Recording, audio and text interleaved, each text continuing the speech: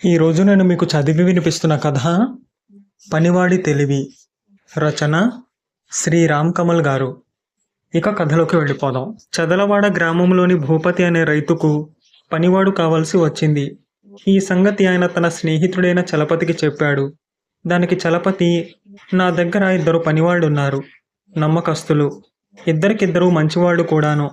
అయితే ఒకడు తెలివైనవాడు, పని శ్రద్ధ తక్కువ గాని జీతం ఎక్కువ అడుగుతాడు. ఇంకొకడు తెలివి తక్కువవాడు, పని శ్రద్ధ ఎక్కువ, జీతం తక్కువ అడుగుతాడు. ఎవరు కావాలో చెప్పు, పంపిస్తాను అన్నాడు. యజమానికి తెలివి ఉంటే పనివాడు తెలివి తక్కువవాడైనా పర్వాలేదు, పని శ్రద్ధ ఉండి నమ్మకస్తుడైతే చాలు. జీతం కూడా తక్కువ అంటున్నావు కాబట్టి అలాంటి వాడినే పంపించు అన్నాడు భూపతి. ఆ విధంగా శంకరం భూపతి ఇంట్లో పనికి చేరాడు. 1 నెల రోజుల పాటు వాడి చేత పని చేయించుకున్నాక ఆయనకెంతో తృప్తి కూడా కలిగింది. ఇలా ఉండగా ఒక రోజున పట్నంలో ఉండే భూపతి కూతురు తండ్రికి ఉత్తరం పంపింది. అందులో ఇలా ఉంది: మా ఆడపడుచుకు పెళ్లి కుదిరింది. మియ్యాల వారు వంగపండు రంగు పట్టు చీరలు అడిగారు, 2 కావాలి. వచ్చే శనివారం రోజుకు మాకు అందేలా పంపించగలరు. ఆలస్యం జరగకుండా చూడు. ఉత్తరం తెచ్చిన మనిషి భూపతితో, అయ్యా, ఈరోజు సాయంత్రమే నేను తిరిగి పట్నం వెళ్ళిపోతున్నాను. చీరలు నాకిస్తే తీసుకుని వెళ్ళగలను అన్నాడు. భూపతి వాకబు చెయ్యగా బట్టలు నేసే వీరయ్య వద్ద వంగపండు రంగు పట్టు చీరలు లేవని తెలిసింది. రంగు మార్చడానికి 2 రోజులు పడుతుందన్నాడు. ఆ రోజు బుధవారం. భూపతి ఉత్తరం తెచ్చిన వాడితో, శనివారానికల్లా అందేలా చీరలు పంపుతున్నానని చెప్పు అని పంపేశాడు. తర్వాత ఆయన శంకరాన్ని పిలిచి పరిస్థితి చెప్పి, ఎలాగోలా శనివారానికల్లా పట్నం వెళ్ళి అమ్మాయికి కనిపించాలి, గుర్తుంచుకో అన్నాడు. అంటే శుక్రవారం రాత్రికల్లా నేను బయలుదేరాలి, అంతే కదా? నేను సిద్ధం అని చెప్పాడు శంకరం. గురువారం బాగానే గడిచింది, కానీ శుక్రవారం నాడు వాన మొదలైంది. ఉదయం మొదలైన వాన చీకటి పడేదాకా తగ్గలేదు. వాన తగ్గాక వీరయ్య పట్టు చీరలు తీసుకుని భూపతి ఇంటికి వచ్చి, అయ్యా, చీరలకు వంగపండు రంగు వేశాను, అది ఇంకా పూర్తిగా ఆరలేదు. అయినా జాగ్రత్తగా పొట్లం కట్టాను. 1 రోజు పాటు ఈ చీరలకు తడి తగలకుండా జాగ్రత్త పడండి అని చెప్పి వెళ్ళాడు. భూపతి వెంటనే శంకరాన్ని పిలిచి, ఈ చీరలు వానలో తడవకూడదు, తడిసాయి అంటే రంగు మారిపోతుంది, కాబట్టి తగిన జాగ్రత్తలో తీసుకుని పట్నం వెళ్ళు అని చెప్పాడు. శంకరం చీరలు తీసుకుని, వీటి మీద నీటి బొట్టు కూడా పడనివ్వను, నేను మాటంటే మాటే, ఇక ఇంటికి వెళ్ళి భోజనం చేసి ప్రయాణమై వెళ్ళిపోతాను అని యజమాని వద్ద సెలవు తీసుకుని వెళ్ళిపోయాడు. ఆ తర్వాత కాసేపు భూపతి, భార్య, కూతురు గురించి ముచ్చటించుకున్నారు. ఆడపడుచు పెళ్లికి వియ్యాలవారు కోరిన చీరలు అందజేసినందుకు మన అమ్మాయికి అత్తింట్లో మంచి పేరు వస్తుంది అని భూపతి భార్య సంబరపడింది. సమయానికి శంకరం లాంటి నమ్మకస్తుడైన పనివాడున్నాడు కాబట్టి సరిపోయింది. అలా కాకపోతే శనివారం ఉదయమే నేను ప్రయాణం కావాల్సి ఉండేది. ఈ మధ్య ప్రయాణాలు చేస్తే నాకు చాలా అలసటగా ఉంటున్నదనుకో అన్నాడు భూపతి. ఇంతలో పొరుగింట్లో ఏదో హడావుడి వినిపించింది. భూపతి భార్య అక్కడికి వెళ్ళారు. భూపతి స్నేహితుడైన వెంకట్రాజు తండ్రి పేర్రాజుకు ఉన్నట్టుండి గుండె నొప్పి వచ్చింది.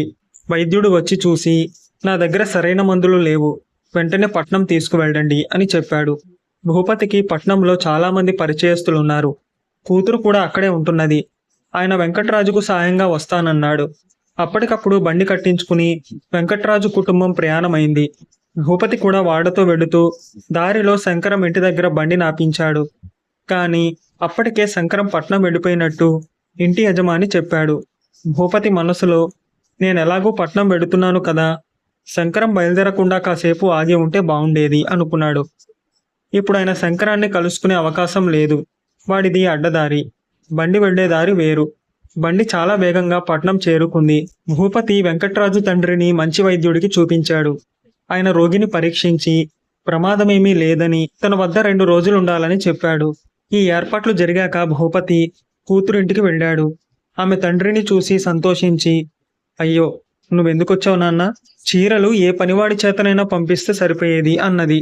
అందుకు ఆమె మామగారు నొచ్చుకుని, శుభకార్యానికి ఆయన కూడా రావడం మన అదృష్టం, ఎందుకొచ్చావని అడుగుతావేమిటి అంటూ కోడల్ని మందలించాడు.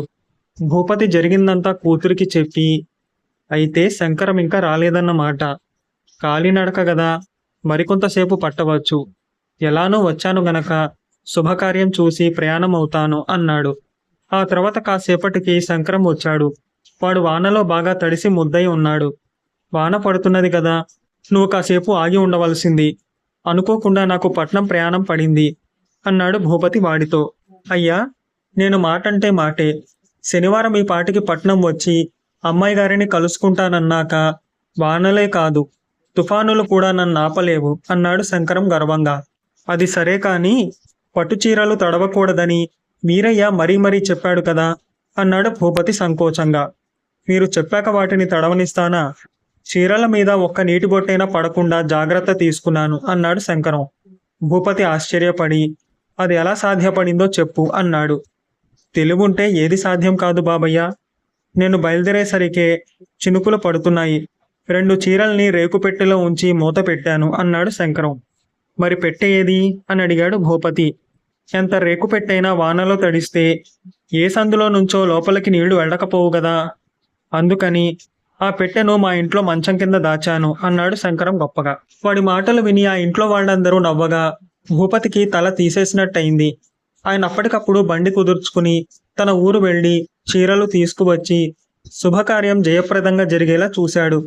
తర్వాత భూపతి ఇంటికి తిరిగి వస్తూనే చలపతిని కలుసుకుని జరిగింది చెప్పి, నువ్వు ముందు నన్ను హెచ్చరించావు.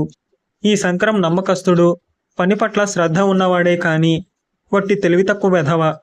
అయినా నేను వాణ్ణి పనిలో నుంచి తీసివేయదలుచుకోలేదు. వాడి తెలివికి తగినట్టు వాణ్ణి పెరటిలో కూరపాదుల పెంపకం పనులకు, పశువుల కాపల పనులకు ఉపయోగించుకుంటాను. తెలివైన వాడు కాస్త జీతం ఎక్కువ అడుగుతాడన్నావే, వాణ్ణి పంపు. అలాంటి వాడి వల్ల పనులు అనుకున్న వాళ్లకు అనుకున్న విధంగా జరిగిపోతుంటాయి అన్నాడు. దీనికి చలపతి అవునన్నట్టు తల ఊపి భూపతి కోరిన పనివాణ్ణి ఆయన వద్దకు పంపాడు. మీకు కనుక ఈ కథ నచ్చితే లైక్ చేసి, షేర్ చేసి, మీ విలువైన అభిప్రాయాన్ని తప్పకుండా కామెంట్ చేయండి. మరిన్ని కథల కోసం నా ఛానల్ని సబ్స్క్రైబ్ చేసుకుని పక్కనున్న బెల్ బటన్ని యాక్టివేట్ చేసుకోండి.